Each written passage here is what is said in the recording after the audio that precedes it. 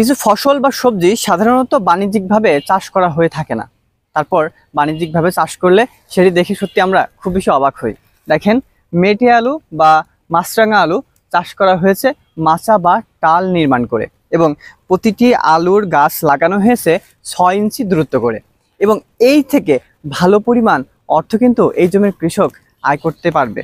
দেখেন কত সুন্দরভাবে একটি টাল নির্মাণ করেছে, আর গাছগুলো পুরো টালটি ছেয়ে গেছে। আর এখান থেকে প্রতি গাছে প্রায় 1 কেজি থেকে 1.5 কেজি আলু পাওয়া সম্ভব।